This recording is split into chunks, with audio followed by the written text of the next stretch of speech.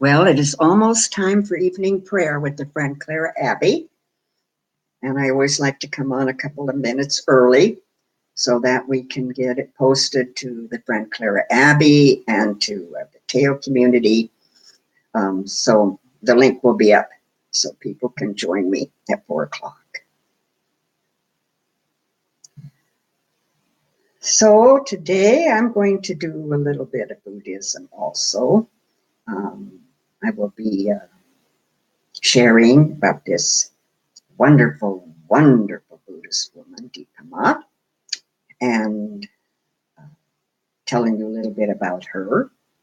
And I know yesterday you enjoyed Sister Eleanor talking about Buddhists and different ways the Buddhists pray, and about the prayer wheels that the Tibetan Buddhists choose. And so, yes, Deepa, it comes from a different tradition. No, she comes from the Theravada tradition, which was predominant in Burma and India at the time. And it's a little different from the Mahayana of the Chinese and the Zen of Japan and the Korean and the Tibetan. They're all a little different. Okay, it's time for Wednesday evening prayer with the Franclara Abbey.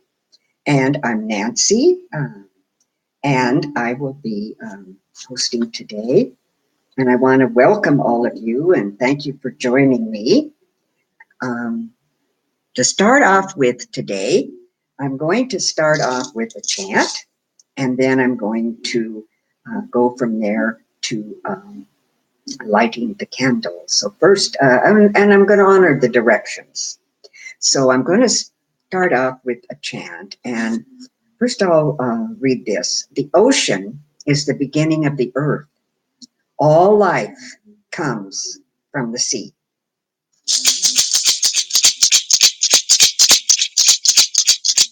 Born of water, healing, cleansing, healing, changing, we are. Born of water, cleansing, powerful, healing, changing, we are. Born of water, cleansing, powerful, healing, changing, we are. Born of water, cleansing, powerful, healing, changing, we are.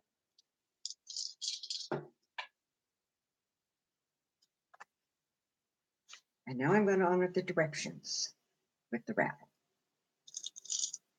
And I'm just going to do greetings this time. Not going to be doing any offerings. Greetings. Direction of the eighth. Of new beginnings and of dawn, and of the element of air, and of springtime. The place of the eagle nations and the southern condor. We greet you, and we honor you, and we thank you for being. Oh, spirit beings of the southern door, element of fire, innocence and trust, of noonday sun, of summer, and a place of passion.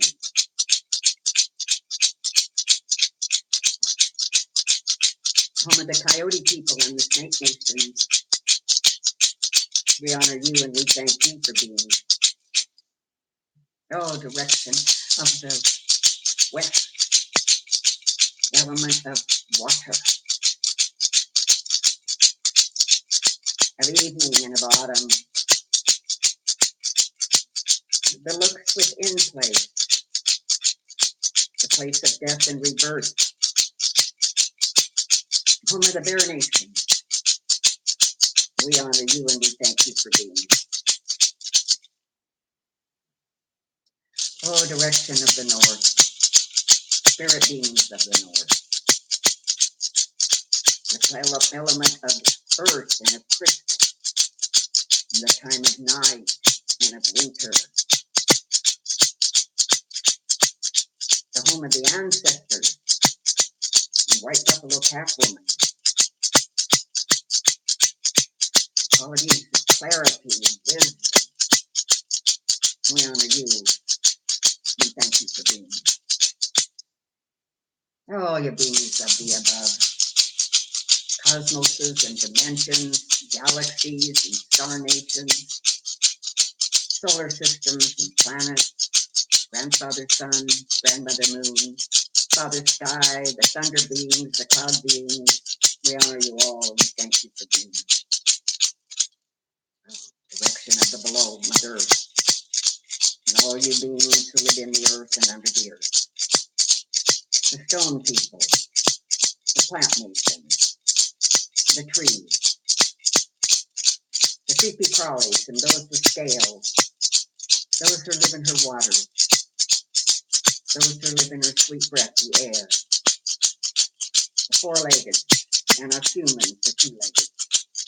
We honor you all and we thank you for being.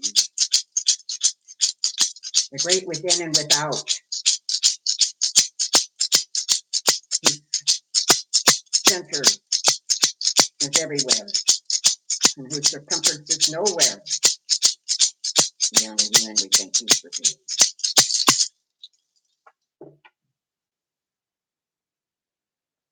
And now I'm going to light the candle for unity and peace.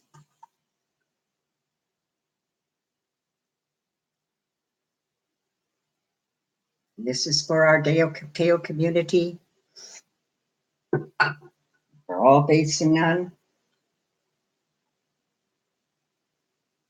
and for Brother Sean, our abbot, Sister Eleanor, our abbess,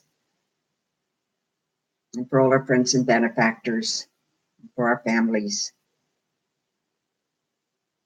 and for all beings everywhere. Today I want to share with you about a woman, a Buddhist woman, and her name is Deepama. And I'm going to show you a picture of her. And she's a little tiny woman. I think she's my height or even shorter than me. And I'm 4'11". Little tiny woman. And she has really impacted my life. She was born in East Bengal, India, near the Burmese border in 1911. And her name was Nani Bala Barua. Her family belonged to the Barua clan of the original Buddhists of India. Now, there was one tradition in her family, and that was of dana, generosity, and it was practiced. You give to all with no exception. And so Nani was allowed to go and offer the monks food on their rounds with their begging bowls and wash their feet and sit with them as they ate. Her appetite for knowledge was insatiable, and she loved school and deep discussions with her father. But when she was 12, a marriageable age then, she was married to a man she didn't even know, and he was 25 years old. And she immediately went to live in another village with her in-laws. And she said at first she was terrified, but she gradually learned to love him, and they fell deeply in love with each other. Now, she had many, many, many trials. Like, long time she was not able to have any children. Also, she had typhoid fever, and she spent months in the hospital. And she also was given charge of raising her little brother when her mother died. Her father brought her little brother to her to raise. And her in-laws wanted her husband to divorce her and marry somebody else because she wasn't having any children. And he said, when I married Nani, I did not tell her that she must have children, or I would leave her. This was not a condition of our marriage. Therefore, it is not fair that I should leave her now. This beautiful man stood by her. Well, her husband and her, she moved to Burma when she was 30, and she was there when the Japanese invaded in 1941 and took over, and she was there all the time through 1945. And this there, where she was 35 years old, that she had a baby girl that died. And then she had a little boy that died. And she had a couple of other little babies. And finally she had Deepa.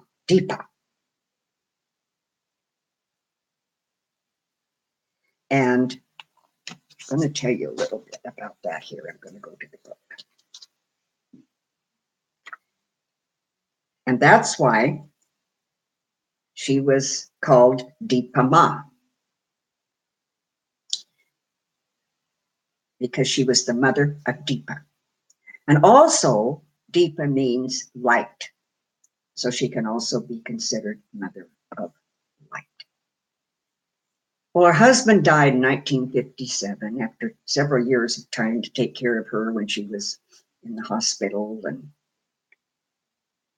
And after he died, she said to herself, she said,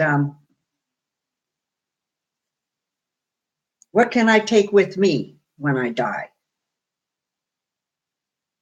And she reflected on that and decided now was the time to try and learn how to meditate, because she had asked over and over for many, many years, and her husband had said, no, not now. You're not old enough, or you're not this, or you're not that.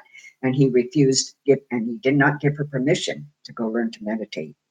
But now she was of her own mind, and she decided to go meditate.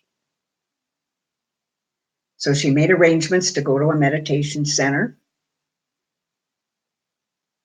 And she took everything that her husband had left her property, her jewelry, all of her material goods, and she gave them to a next door neighbor, telling her next door neighbor, you take care of Deepa. I am going to go learn to meditate. And she would get up early in the morning, and she would practice for many, many, many, many hours. And her concentration kept deepening. She had a spiritual teacher, and he was named Munundra, and he wanted her to go and study with the Venerable Mahasi Sayadaw, because he was the most renowned monk and meditation master in Burma at the time. And so she went to study with him, and she went to some of his lectures. And her practice deepened. And she moved rapidly through the classical stages of insight that precede enlightenment. She experienced a brilliant light, followed by the feeling that everything around her was dissolving. Her body, the floor, everything, she said, was in pieces, broken and empty. That gave way to intense mental and physical pain, with excruciating burning and constricting in her body. She felt that she would burst with pressure. Then something extraordinary happened, a simple moment. It was daytime. She was sitting on the floor practicing among a group of meditators. An instantaneous transition, so quiet and delicate that it seemed as if nothing at all had happened. Of this luminous instant, Deepa Ma was later to say simply, I did not know. And yet in it, her life had been profoundly and irrevocably transformed. Her palpitations diminished. When she had first went to study with him, she had had to climb the stairs on her hands and knees because she couldn't walk. And now she could walk up and down the stairs in any pace she wanted. And her grief over the death of her babies and her husband was gone, and her constant fearfulness was gone, and she had unprecedented equanimity and clear understanding. And she went on to become a meditation teacher herself. In 1965, Sayadaw decided to take her into the land of the cities, or psychic powers, her and some other students. And she progressed rapidly from being able to dematerialize, to body doubling, to cooking food without fire, mind reading, visitation of the heaven and hell realms, time travel, knowledge of past lives, and more. And Deepama was very playful. She wasn't serious all the time. So sometimes she would nonchalantly arrive at her interviews by walking through a wall or spontaneously materializing out of thin air. She learned to play at will with the faculties of mind, and she mastered all 5 categories of psychic abilities. Then she began her career as a meditation teacher. And she went on, but not to teach psychic abilities, because she saw that that was not where it was. She went on to teach people how to love with their heart and how to be mindful all the time.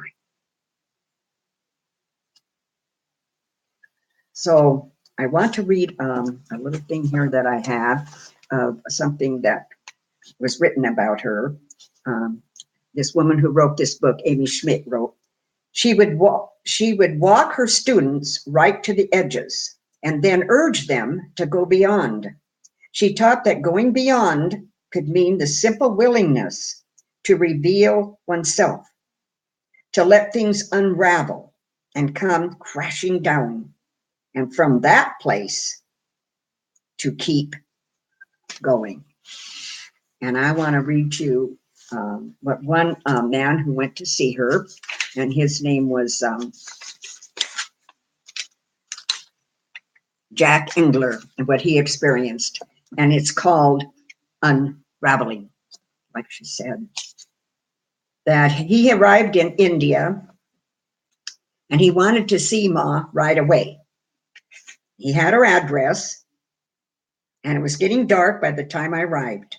I remember getting out of the taxi in this poor section of the city and looking down this dark, dank alley with rubbish in it and thinking, I can't believe this is the right place.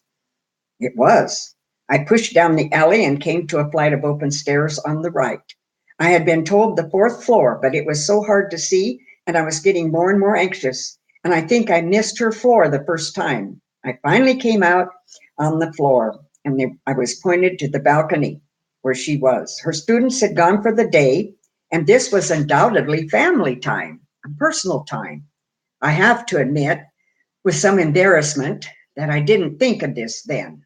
I had just finished 4 months of intensive practice. I had come all this way to study the Dharma, and I think I was more than a little self-preoccupied.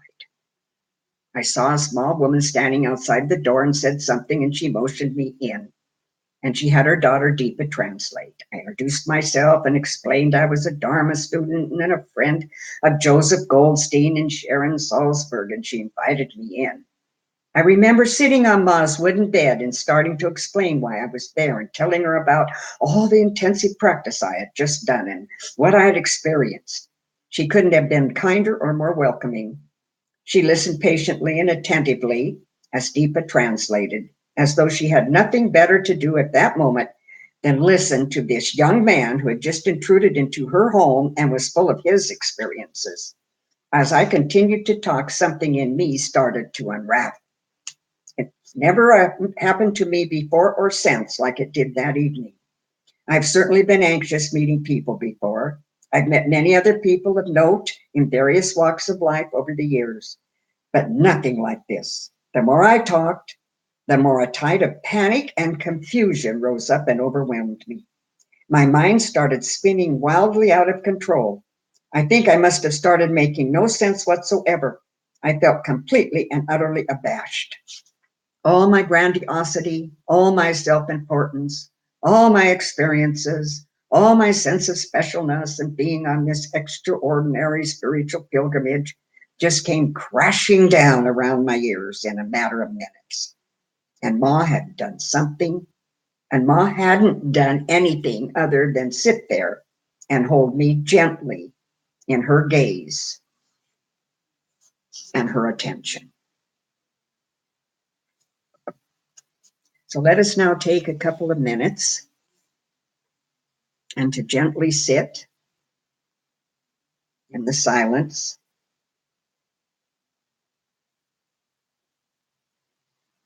and spend some time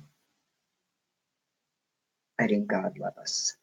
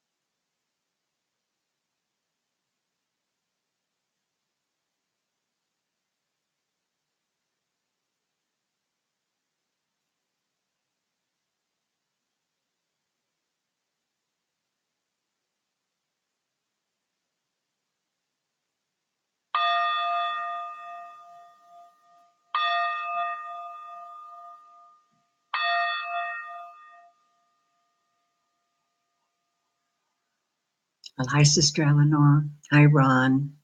Thank you. Thank you. Hi, Mark. Thank you. Glad you're with me today. Now I'm going to end with prayers, metta prayers. These are prayers from Deepa Ma.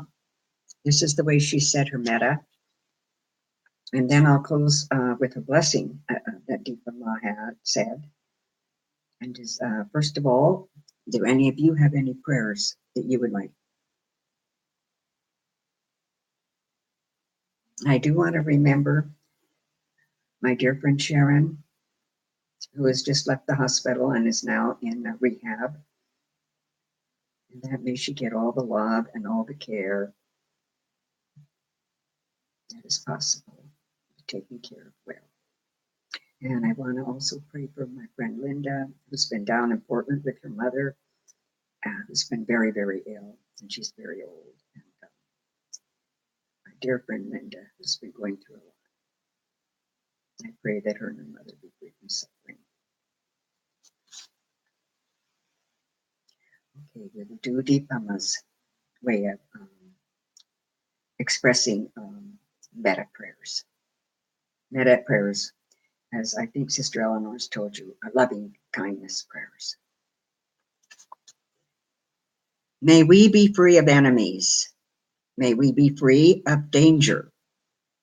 May we be free of mental anxieties. May we pass our time with good body and happy mind.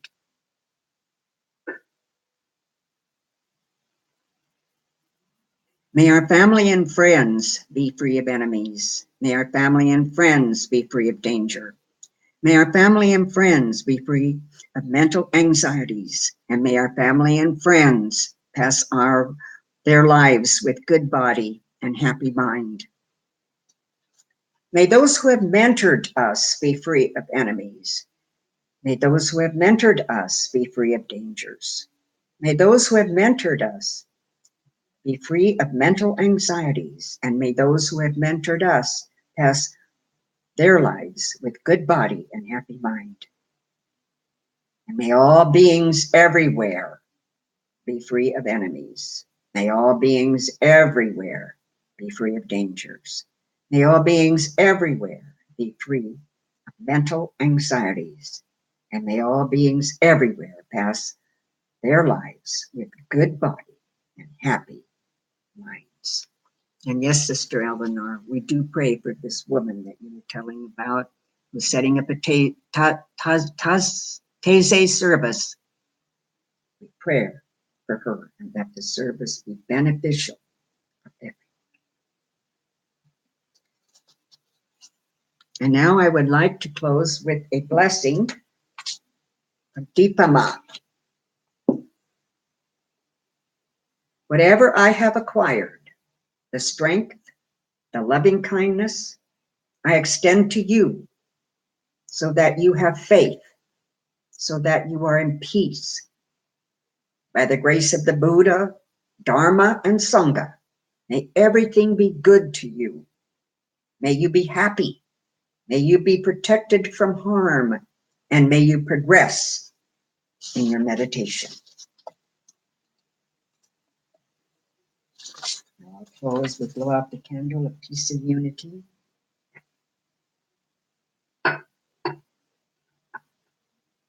And I want to thank everyone that has joined me today.